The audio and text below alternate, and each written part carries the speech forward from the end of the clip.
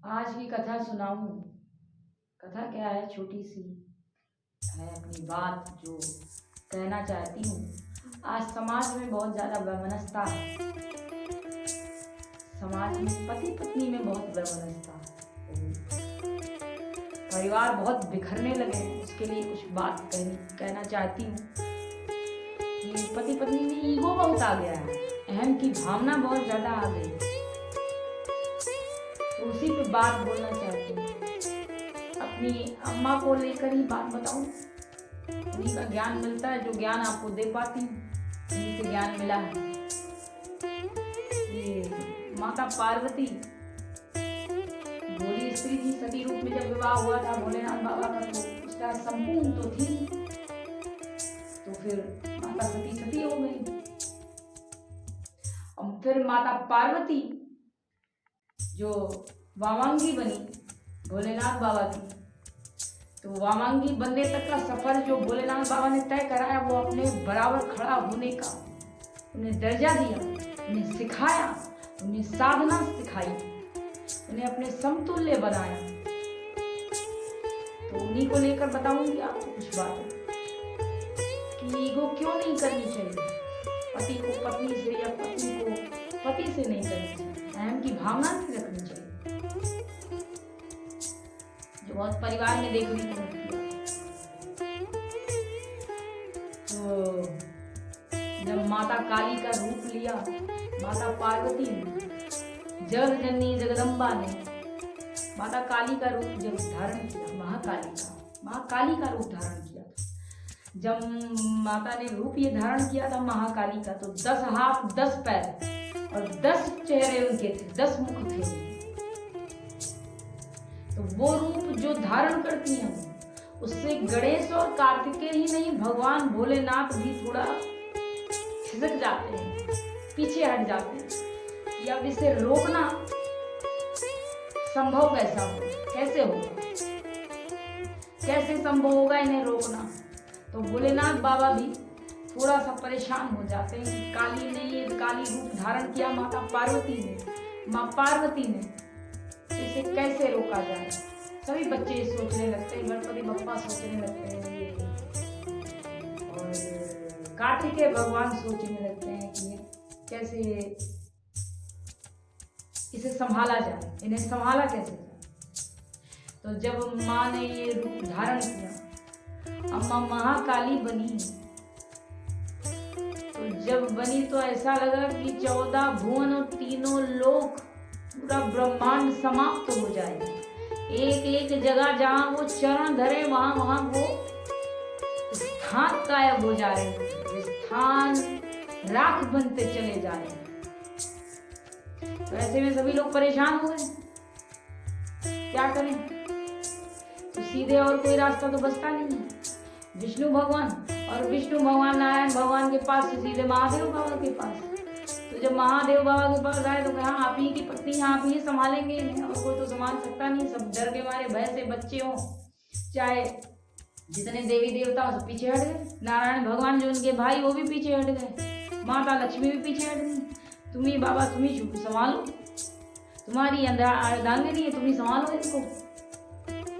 तो भगवान ने क्या किया, भोलेनाथ बाबा ने समझा कि अब तो ये काली समझेंगी नहीं, जिस रूप में आ चुकी हैं उसमें ये पीछे हटने वाली नहीं है, बढ़ती ही जाएंगी और ये समाप्त हो जाएगा। तीनों लोग, ब्रह्मांड पूरा समाप्त हो जाएगा। तो देवाधिदेव महादेव, जिनके आगे पूरा साम्राज्य समझिए, पूरा तीनों लोक, 14 भुवन, 7 भुवन, सभी लोग नतमस्तक रहते हैं। अब जो कहीं नहीं निकलता, किसी का अर्थ नहीं निकलता, किसी बात, किसी समस्या का निवारण नहीं निकलता, वो सीधे भोलेनाथ बाबा के पास जाते हैं। कहते हैं, समस्या का निवारण बताओ महादेव। तो सभी समस्याओं का निवारण बताते हैं, क्योंकि भोले हैं बहुत। तो मतलब उन्होंने अहम की भावना नहीं थी, तनिक पिता के अंदर अहम की भावना नहीं थी कि सब हाथ जोड़े खड़े रहते हैं।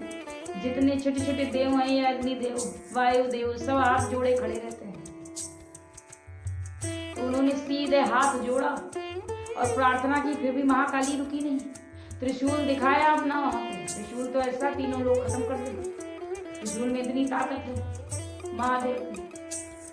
त्रिशूल भी रखा, फिर भी उन्होंने कहा ना, मैं नहीं रुकने वाली, महाकाली ने कहा। तो सब कुछ देखकर लेट गए। ये नहीं सोचा कि मैं तो महादेव हूं, मैं कैसे लेटूं पत्नी के सामने, मैं कैसे ये करूं, मेरे सामने सब नतमस्तक होते हैं। देवादि देव हूं मैं, महादेव हूं मैं कैसे लेट जाऊं, मैं कैसे नतमस्तक हो जाऊं, ये नहीं सोचा हूं।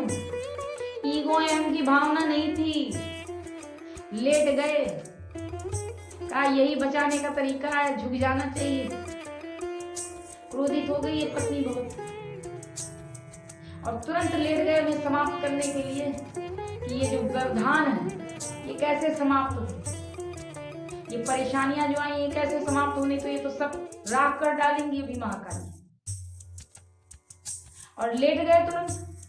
और जब महाकाली का पांव पड़ा महादेव की छाती पे, तभी होश में वो आई। क्यों? क्योंकि अर्धनारीश्वर आधा रूप महादेव, आधा माता पार्वती का, दोनों एक ही हैं, अलग है ही। तो जब पांव रखा उन्होंने तो फिर वो होश में आई। अरे, और जब होश में आई तो इतनी पीड़ा, इतनी पीड़ा, इतनी पीड़ा, इतने आंसू बहे कि वो फिर सामना ही नहीं कर पाई भोलेनाथ बाबा। कितना उन्होंने समझाया कि पार्वती कोई बात नहीं, ये होनी थी इसलिए हुई, ये रोकना जरूरी था इसलिए। उन्होंने कहा इतने बड़े महादेव मेरे पति सब नतमस्तक होते हैं उनके सामने,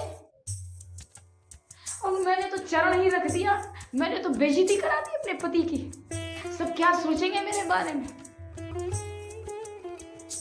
पर इस सोच की चिंता नहीं की महादेव ने, और लेट गए कि जो बोले सो बोले, मुझे तो अभी ध्यान रखना, अपनी पत्नी को भी बचाना है और सारे बच्चे जितने हैं ये तीनों लोगों को, मैं सबको बचाना है, इस धरती को बचाना है, इस ब्रह्मांड को बचाना है। तो अगर अहम की भावना वो रखते तो जिन्हें इन्होंने सिखाया, सारी साधना सिखाई, कुंडलिनी सिखाई,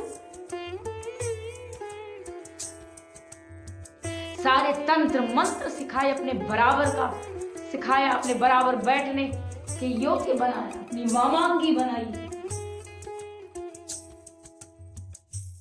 अगर ये सोचते तो वो लेटते नहीं। अगर ये सोचते कि ये सब जो नतमस्तक होते हैं वो क्या सोचेंगे मेरे बारे में, मैं तो अपनी पत्नी के चरण रखवा लिया मैंने अपनी छाती पर। तो ईगो की भावना नहीं थी।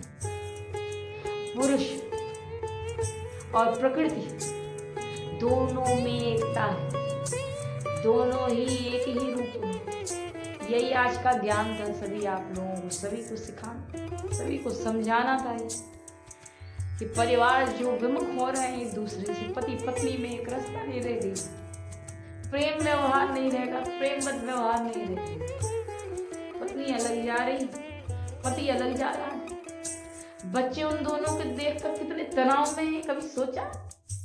आप लोग तो अपनी जिंदगी आधी जी लेते हो, अपना सुख दुख बचपन सब झेल लेते हो, खुशियां विवाह हो गया तो भी झेल लेते हो, सब कुछ आगे बढ़ जाते हो। पर एक बच्चों का, अपने बच्चों का सोचो जरा, उनके ऊपर क्या बीतती है। यही समझाना कि ईगो की भावना छोड़ दें, अहम की भावना छोड़ दें। पत्नी अगर काम कर रही है तो पत्नी साथ निभाए, और अगर पुरुष काम कर रहा है, मेहनत करके रोटी कमा रहा है, आपको खिला रहा है, पत्नी आपका सम्मान कर रहा है, तो उसकी पीड़ा को समझे, उसका साथ निभा कर आगे बढ़े, कलह न करें। 2 रोटी खिला रहा है, अगर नमक रोटी भी खिला रहा है तो अपने पति पर गौरवान्वित रहे, मैं अपने पति की कमाई खा रही हूँ, दूसरे की नहीं, और साथ दें उसका। तभी पति भी समझ पाएगा कि पति को मैं 2 ही रोटी दे पा रहा हूँ, नमक की रोटी दे पा रहा हूँ, फिर भी मेरे साथ खड़ी है, मेरा साथ दे रही है, जैसे भोलेनाथ बाबा ने माता पार्वती का दिया। ये ज्ञान था आज, इसे भी अपने जीवन में उतारिए और आगे बढ़िए। मुझे तो बहुत ज्ञान मिलता रहता है ऐसा, जब भी बैठती हूँ रात में 12 बजे 1 बजे, तो अम्मा से ज्ञान ही ज्ञान मिलता है। मैं सोचती हूँ थोड़ा आप लोगों को भी दे दूँ, और भी बहुत ज्ञान है, सब बताती रहूँगी आप लोगों को।